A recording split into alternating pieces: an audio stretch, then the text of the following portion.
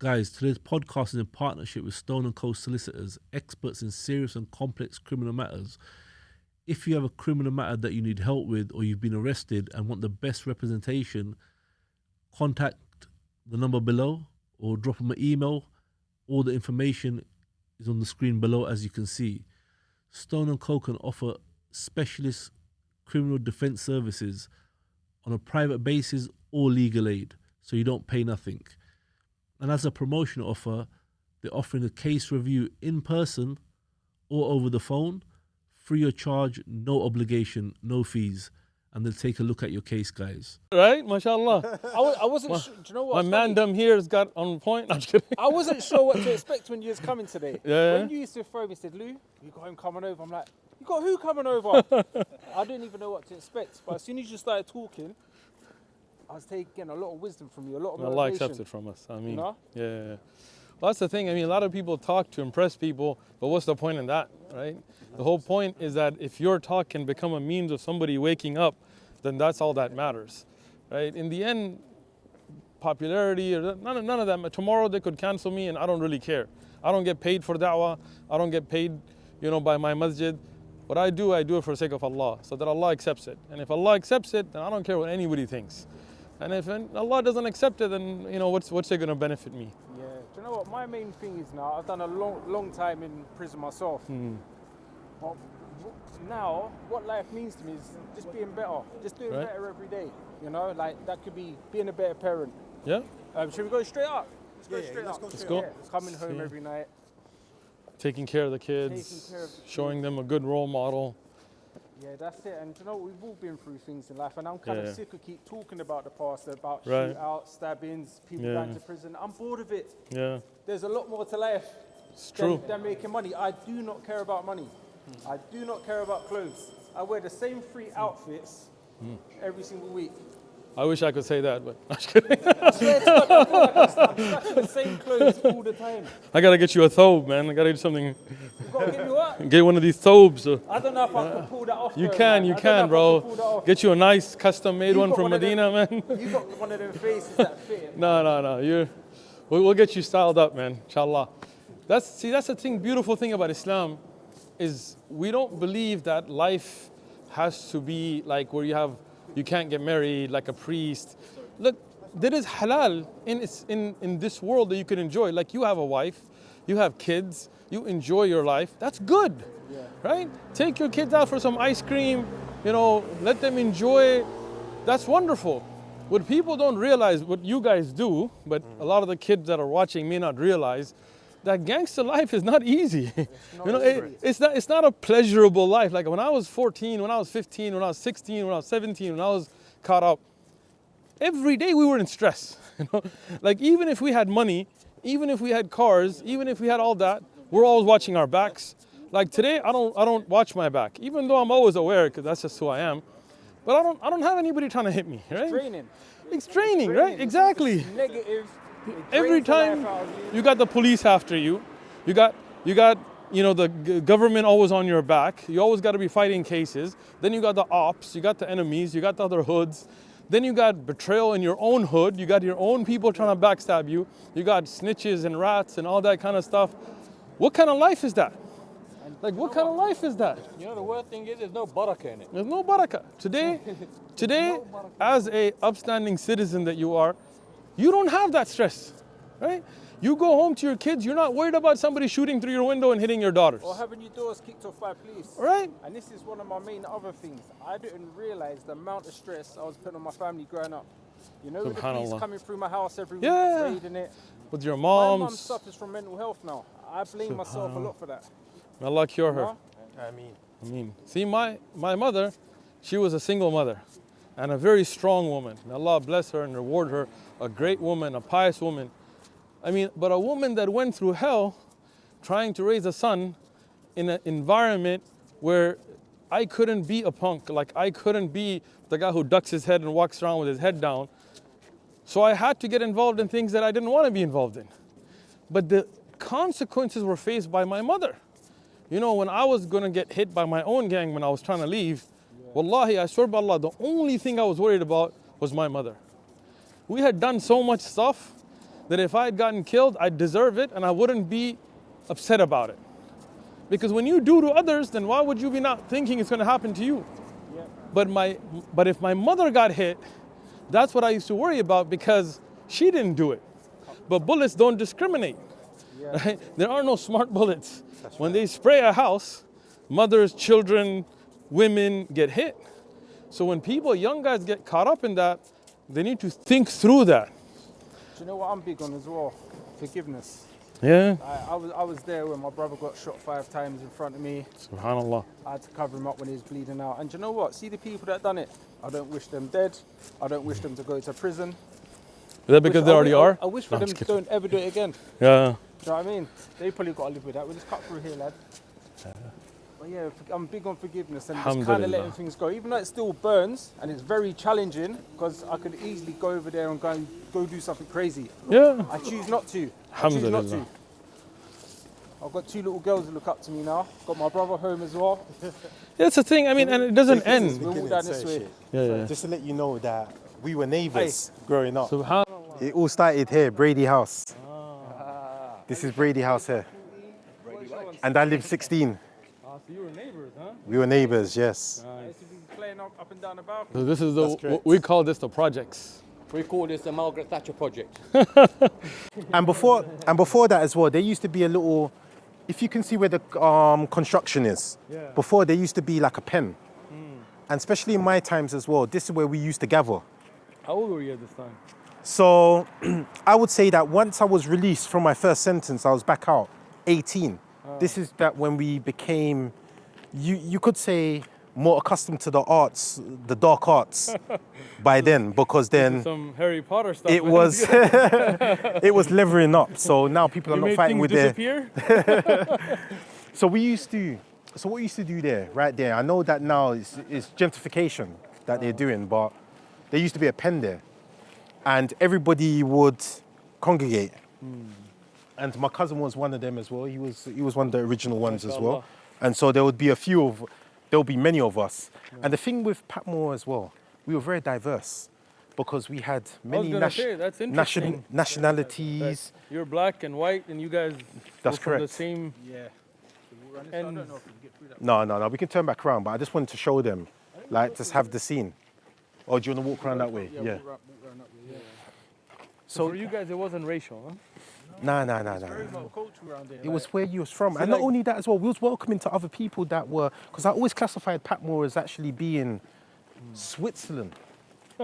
You were neutral? Because there were you had the other chocolate. people that was outside, like my cousin here, he's from Clapham Junction. But he's one of the founders as well, because he was here from the beginning when we were building. So it was just that whether you had a strong heart, whether your heart was there.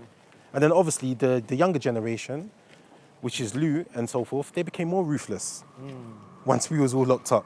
And then there was more. So quickly though, from your age group to mine, because I remember growing up, there wasn't that much stabbings or shootings growing up. There was That's correct. Odd 1 or 2. That's correct, yes.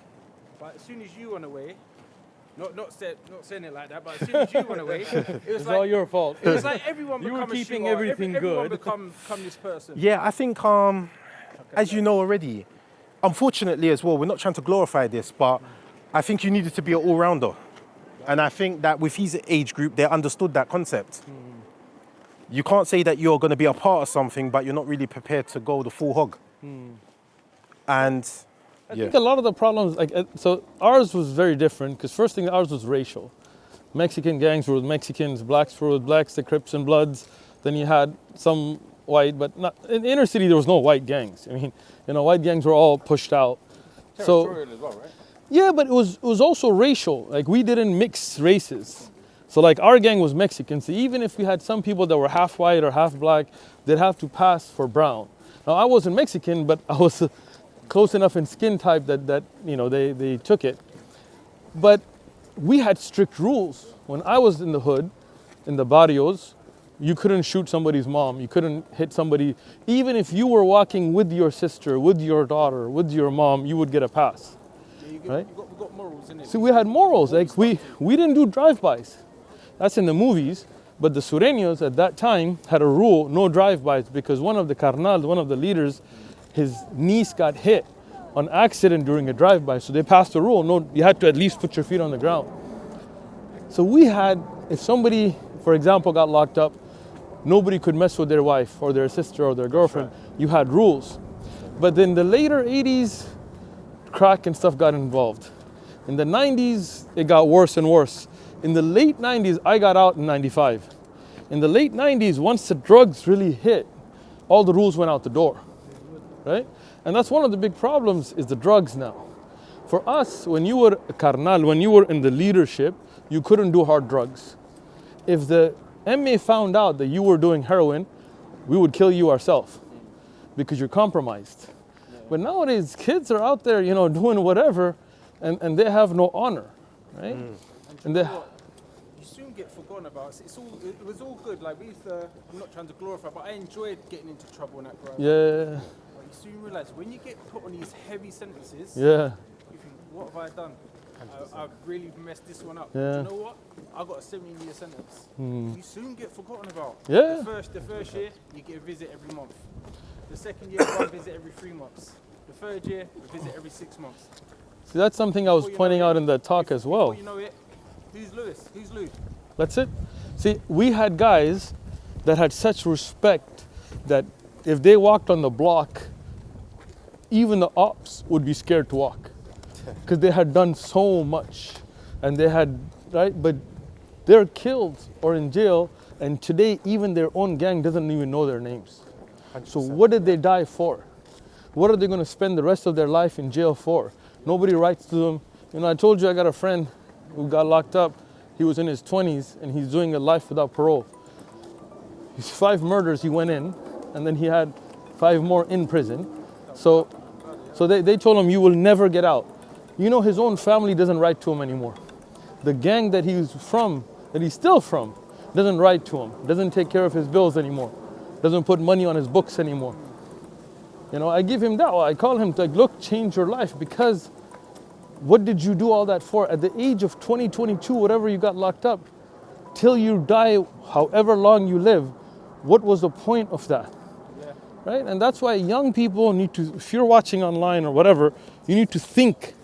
Because if you don't think, once you already get that sentence, it's too late. Once you already catch that body, this way? No. I was just saying that, just have a look. Because there's like here, Patmore's divided into kind of like 4 parts. So you would have Dealey Road. This is kind of like Thessaly. This is our part, Thessaly. Then you had Savona, and then you had Kerry Gardens. So it was kind of divided into 4 parts. So just to let the... Interesting. Another story for you also, yeah? So these people that we used to have shootouts with, I've actually gone to prison now. I'm 5 years into my prison sentence. They've put me on a new wing. I've looked up, I was like, oh, where we go. I see 5 faces I recognize from music videos. This is how I know who's who. I was like, I went to the officer, I said, miss, what cell am I in? They pointed to the cell where they all are. I've gone up there, I've looked and said, oh, this is long. But as weeks and months went on, I got given to do the gym list. So they're coming up to me, oh, I beg you put my name on the list. And before you know, I'm like, you're right, bro. What's happening, bro? You're right, yeah, all good? Yeah. And they even said, why are we having shootouts? Why do I even beef you? Right. None of us knew why we was beefing each other. Yeah. Crazy. But one thing's happened, like, I'll have to stick up for Yusaf. And then that's how I've inherited his beef now. Yeah. And this is exactly what happens. See, but that's the thing. A lot of the beef that goes on, and especially in ours, is generational, right? Yeah. It started generations ago.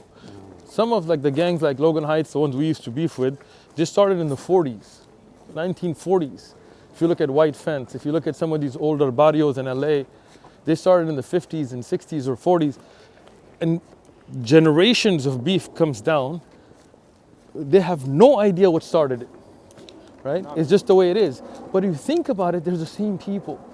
Like for us, when we go to jail, even if we're deadly enemies on the street, as Mexican members of the MA, in jail we are together.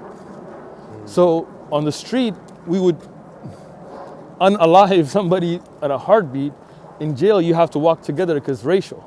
Yeah. So I remember I went to what's called CYA, it's the California Youth Authority, and that is they call it gladiator school.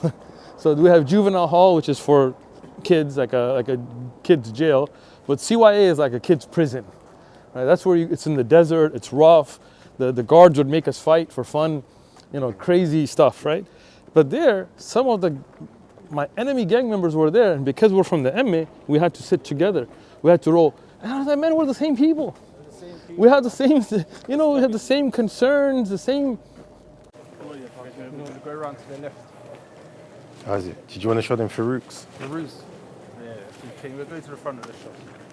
But what would you say to anyone who wants to leave, they're in a gang, but they want to come away from it, but they're too worried about what their friends think? Look, I get this question a lot, and people expect like a complicated answer, but I have a very simple answer. Look, just do it, and don't worry about it. I was never afraid when I was with the gang. So if I'm going to leave it for something better, religion, Allah, to be righteous, then how can I be afraid? I'm a man. So when I left cold turkey. I didn't care what anybody thought. I didn't care. My friends would call me and they'd be like, look, we stood up with you. You need to stand up with us. I told them, look, I gave you guys so many years since I was 12 till I was 18 of my standing up for you. I've never been scared. But now I know right from wrong. Anything you need in the right, I'm here to help you. You need money, you need to stay, you need help, you need to get a job, I got you. But anything you need in the wrong, I can't help you. Because Allah is more important to me than you. And when I took that, whoever was watching too, when you take that stand for a greater cause, then don't be afraid of anybody and never look back. I never looked back. I never got tempted back because I realized that life was going to end me up in a worse hellfire than anything you can think in this world. So I can't compromise that. That's it. Just do it. Walk away. Cold turkey. Don't go and try to hang out on the weekends and then be good on the weekdays. It doesn't work like that. I found it very challenging. After doing a lengthy time, I've come out and I realised no one weren't checking for me like that. Yeah. Hundreds of people. 100%. But I come home and no one wants to check for me like that. But I come out and everyone wants to throw me a party, a welcome home party. Yeah. I don't want a welcome home party. All right, where were you? I wanted you lot to check for me while I was away. And that's what took me away. Yeah. And there's still, don't get me wrong, there's still some friends who I check for who looked after me while I was away. Definitely have to big them up every time. But it is very challenging, and there was a lot of disrespect, and which I wanted to go and sort something out, but something's telling me, Just let it go. let that one go. Otherwise, it'll drag you back in. Let that one go. Even the fella that bit my ear off years ago, fighting with someone Oh, I years didn't ago. even see that, man. Yeah, he got Who, me, man. fighting Mike Tyson? He got me, man. he managed to get me somehow, but even that situation there, it's 15 years on now. If I see him, I'd be like, How you doing? I would say, how are you, man? Yeah, let it go. Don't do that again now. Yeah. You know what I mean? You gotta stop fighting Mike Tyson, man. Yeah. So these are the shops as well. There was a shop called Farouk's. Peruse is this one. Oh yeah. And it's quite funny as well because I always used to get free things from them. Really? Because I was quite well known on their estate and so forth. So sometimes as well, if they wanted to just stop young people from stealing in their shops, like down Savona where we were before, Yeah. these shops, they used to just give me free things, or if my mum went in there, they would give my mum free things. Nice. So yeah, I was quite, it's sad to say, but a very long time ago when I was operating in different degrees of dysfunctional behavior, I was quite arrogant as well. So I'd go in my dressing gown and I just thought that I just controlled everything. I was untouchable. Yeah. But I think there's one quality as well, one principle, that we had respect for each other though, on this kind of estate as well. I respect the younger generation. And so when they were growing older, they had respect for me. Does that make sense? Yeah. I didn't enforce anything on them. I didn't do what these young people are doing now, county lines. If anything, I kind of discouraged them, even though it was hypocrisy, because they were seeing what I was doing. So yeah. But that's important because sometimes you may get caught up, but that doesn't mean you need to pass that on to the next generation. See, sometimes, like me, I wasn't raised with my father, right? But some of my friends, their fathers were in the same gang.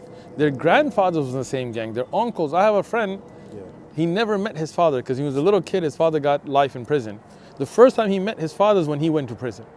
Wow. You know, his father didn't want him to visit the prison, but it ended up him going to prison, right? And that friend, he became Muslim later.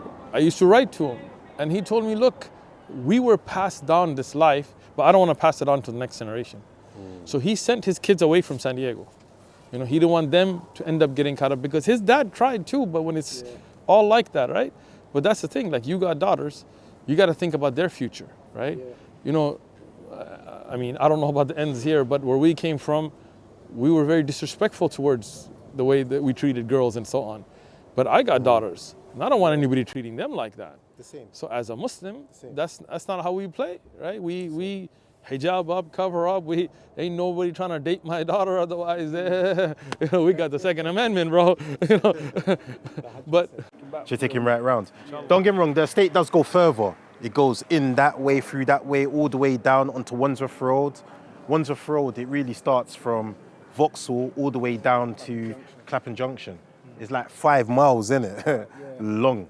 And there've been a lot of deaths on that road and murders. A lot of people, also a lot of people been given life sentences. You know?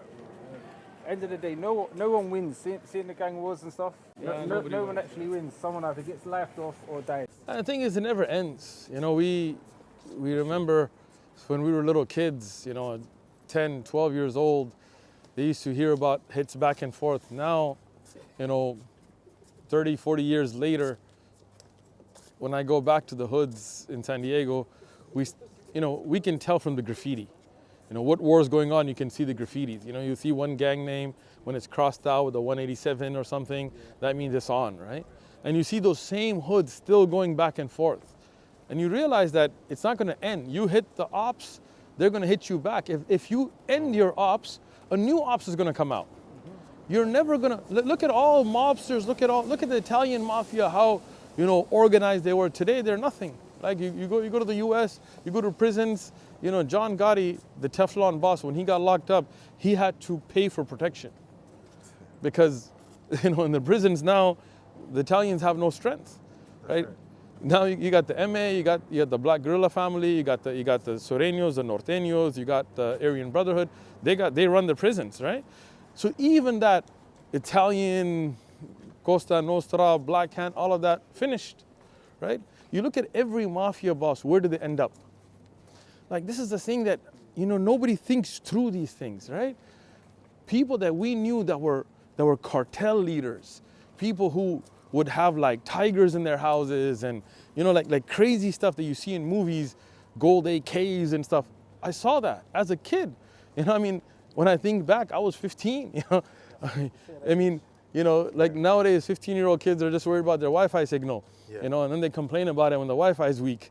You know, we were worried about, you know, whether we get called onto the cartel compound in Mexico and get killed by the corrupt cops or not, right?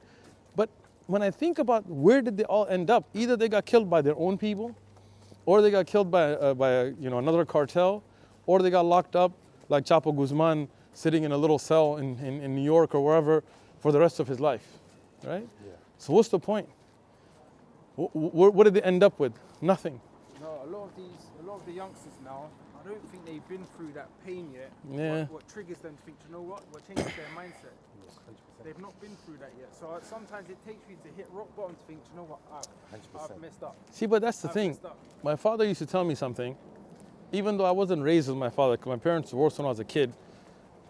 But, you know, at times when I used to meet with him, he used to give me some kind of, you know, Pashtuns have a different mindset. Some of the advice isn't really good. But one of the things he used to tell me, he said, son, there's 2 ways to learn in life. One, when somebody gives you an advice, when you see it on somebody else and you learn a lesson. And second is for the hard-headed, they have to feel it to get it. And to learn with life teaching you is very difficult. 100%. So if somebody's watching, look at these brothers and what they've been through and learn from it. Don't wait till you are in that situation. Be smart enough to learn from others' mistakes. You know, because you brothers are lucky because you're alive. But how many of the brothers that you grew up with didn't have that opportunity? They're not walking this earth today, they're under the ground. How many people that I grew up with didn't have that chance to even leave that life? So don't wait for life to teach you. Learn from other people's experiences, you know. I was having a little meltdown the other day. I tore my bicep. I was moaning for about 3 weeks about my bicep. And then someone just hit me. Lou, there's a lot of other people who would love to be in your shoes right now. And it just changed like that. I thought, you know, I'm actually good. I'm all right. I'm doing very well. Alhamdulillah. I'm able to walk. I've got my hands. There you go, man. And You got one good year? I'm just messing with you. I thought he was all right, I did.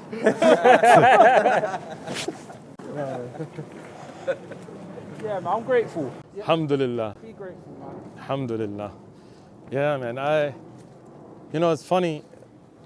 The first time I got stabbed, I was young. You know, it was one of those things where to us getting stabbed wasn't a big deal. Like for us, it was like, you know, it was like one of those things. Like I didn't go to the hospital or anything. You know, just went home, stitched it up yourself. You know, didn't want mom to find out. Now when I think back on it, every one of those times could have been the end.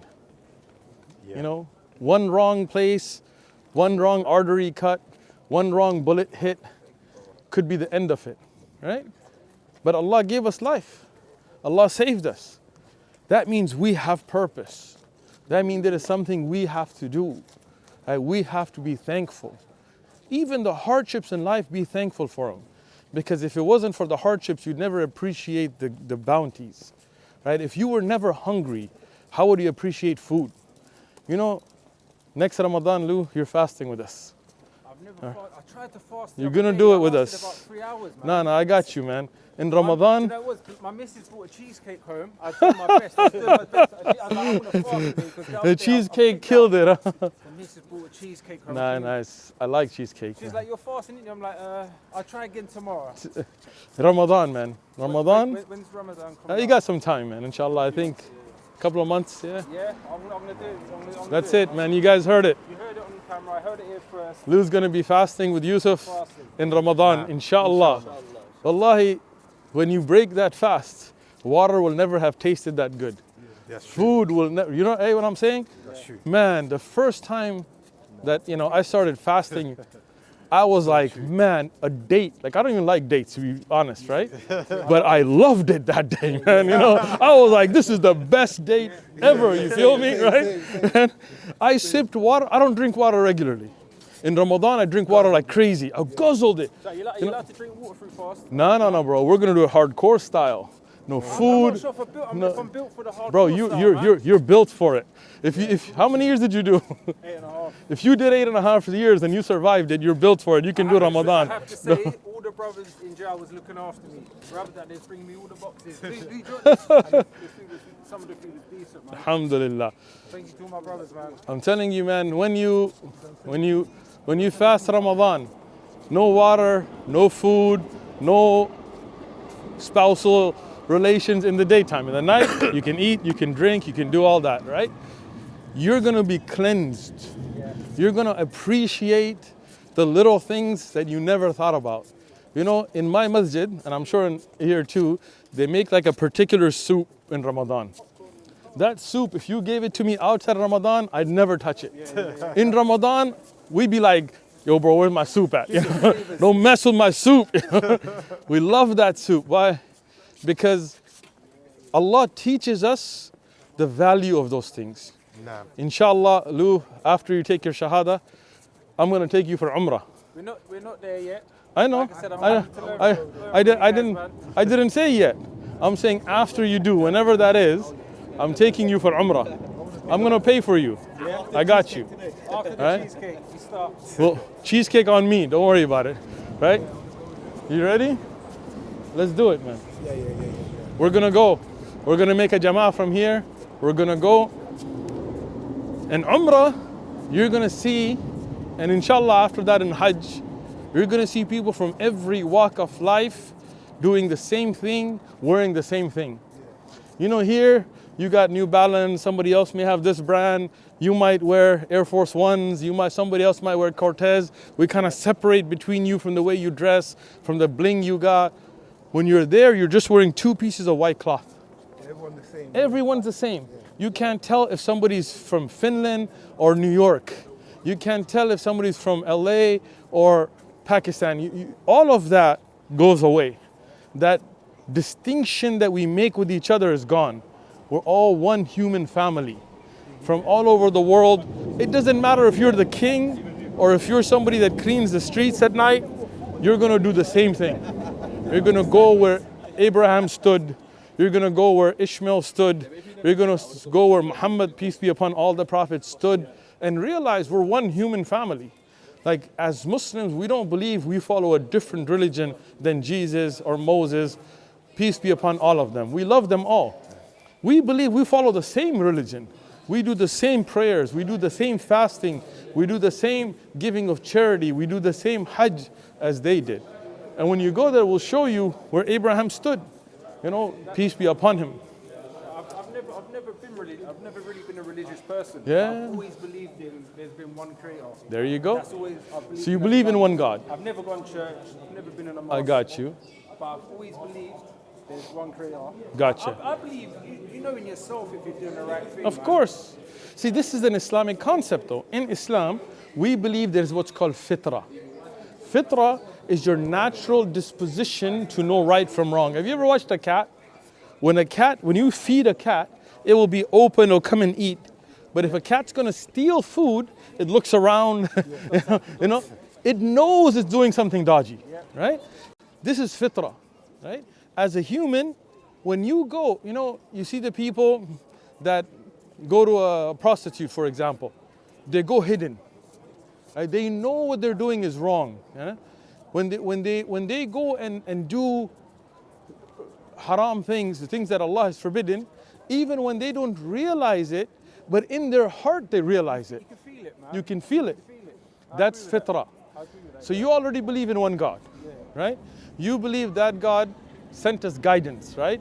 Because sometimes people, they lose their track, right? You see somebody nowadays, they try to justify killing kids and they try to justify doing crazy things. So that's why God, our creator, the one God that me and you both believe in, he sent us guides, right? He sent us prophets like Abraham, Moses, Jesus, Muhammad, peace be upon all of them. And they all brought one message. They all said, look, don't worship idols. Like, you know that piece of rock can't do anything. If anybody worships that, they're idiots, right? Because that's not God. You look at a, tonight we'll go out to have some dinner. We might eat some beef, we might eat some chicken. That's not God, that's dinner, right? Anybody that worships a cow, like I don't know, I don't get it, because that's I don't get it either. right? Exactly, right? Now you think of that. So what did the prophets teach us? What did Abraham teach us? What did Moses teach us? What did Jesus teach us? What did Muhammad teach us? Peace be upon all of them. They taught us that don't kill, don't steal, don't rob, don't sleep with your neighbor's wife, don't fornicate, don't worship idols, right? That's eat clean, exactly. Don't eat pork. Don't eat, things that are filthy. Don't pollute your body with alcohol and drugs or whatever else. So that's one message. Yeah. What happens is people, for their own personal benefit, churches and synagogues and priests, and they change the religion for what they want it to be. Like, if you think about it, Christmas, it's not in the Bible. Jesus didn't celebrate it, That's not even his birthday either, is it? There you go, man. You already know this stuff. Yeah, he's born in the summer. Yeah, why? Because when the wise men came out, the shepherds were out, Jerusalem's cold. I've been there, right? So historians will tell you he's born in the summer. Where did the 25th of December come from? Saturnalia, a pagan festival that was there. Now, why would we today celebrate a pagan festival? It's marketing. Father Christmas. Where did Father Christmas come from? Where's Father Christmas in the Bible? Where are there reindeers in the Bible? Where did eggnog and whatever all this nonsense come from? Gifts and trees. The Bible tells you don't put gold on trees. But you see, Christmas, you put ornaments, right? That's nothing from the religion. That's all corruption. That's something I still do, to be honest. And it's all right. Slowly. See, Christmas to me, like I said, I'm not a religious person. Yeah. I don't know nothing about Jesus apart from he wasn't born on Christmas Day. There you go. The reason why I celebrate Christmas is time with my family. It's time to bring my family closer to me. I don't celebrate for no other reason. See, we're gonna replace that with Eid. when you remember Abraham's sacrifice, and you're going to bring your family close, but not on a pagan holiday. You're going to bring it on the day of monotheism, right? A day where when you fast Ramadan, at the end of Ramadan, we're going to throw you an Eid party, and you're going to bring your family, and you're going to cheesecakes day and night, bro, 3 times a day, man. New York cheesecake, strawberry cheesecake, chocolate cheesecake, all the halal cheesecake. Selling it to me right now. Yeah, you have to, because if he does it on the 25th, he'll be raised with them. Exactly. You don't want to be raised with them. See, the thing is, we want the family aspect of it. We want the closeness of it. We just don't want the paganness of it, right? So we have Eid. We have Eid al-Adha. We have Eid al-Fitr. Every Friday, for example, we have the prayer. We get together as families. You know, Ramadan, what my favorite part of Ramadan is the closeness of the family every day. We wake up before the sun rises. We all get together. No matter how busy your life is, we break bread together. We eat together. When we get that day going and you're hungry and you're thirsty and you're still working out there, at the end of that Maghrib time, that sunset time, your whole family gets together. You share the food. You know, when we go to the masjid, one of the things I love to do is in Ramadan is to see the love that people show each other even when they're hungry. You know, you'll be starving all day and it'll be time to eat, and you'll see a brother that doesn't have like his dates or whatever, and you'll be like, you know what? Here you go, bro. I got you. There you go, right? That is unity. That is beautiful. That is a love that is put in the hearts of each other that you wouldn't get otherwise. You know, in the hoods, even from our own people, we'd have to watch our back. 100%. You know, but when you love each other for the sake of Allah, you don't have any of that concern. When it's sincere, you know, not the talk, but the walk, you know. Yeah. But inshallah, Ramadan, you're going to be your first step, and then after your shahada, we're taking for Umrah, man. I want to see him in ihram, man. I'd just like to say you'll be with us, inshallah, huh? I'd just like to say on behalf of, you know, Patmore as well, and thank you, Sheikh. And on behalf of the brothers as well, alhamdulillah, it's been a pleasure. And thank you for allowing us this opportunity as well. I want to say I'm honored to be here, and I want to thank you guys. And again, for me, if you don't have a queen, if the King of England had invited me and this was the other invite, I'd take this. You know, for me, it doesn't matter. You know, the brothers know we get crazy invites when we come out, and all different people and famous, and it doesn't matter. The real people that are making a difference in the streets, that are helping the youth, this is the most important thing. So jazakumullahu khairan, we appreciate it. And inshallah, next time, come to San Diego, we'll take you to our ends, to the hoods. We'll take you to O Block, inshallah. Take you to Compton and South Central. Inshallah, go make a difference there, inshallah. I wasn't even too sure what to expect. See, when I heard you was coming, I was not too sure what to expect. I'm thinking, I don't know nothing about Muslims. Like, what am I going to do? I started having a meltdown. But see, when you turn up, I feel like I know him. Yeah. I feel like I know him. He's one of the boys. He's like one of them. Like, you know. Alhamdulillah. It's a pleasure, man. Appreciation. Thank you very much. Thank you, man. We've heard a lot of the good that you guys are doing. Thank you. I know, keeping him hands tired, but may Allah bless you and reward you for it. Ameen. And everybody watching, share it. So we hope to make a change in the world. Before I continue today's podcast, guys, I want you guys to check out this company, Altitude. These guys do premium grade shilajit, very high quality. And one very important thing I noticed with this company is the shilajit is tested in the UK in a lab. So it's UK lab tested. They have a barcode on the back, which is very important to check and scan all the details and make sure everything's genuine. The packaging is high quality. I take the shilajit myself, and one little touch I really like that I haven't seen before, I like this. This is a metal kind of gold color spoon. It really looks really nice quality to take your shilajit with every day. Guys, they're giving a 10% discount if you type in the code KICKUP. Capital letters, KICKUP on their website. Go check it out. All the links and the description box below. Check it out.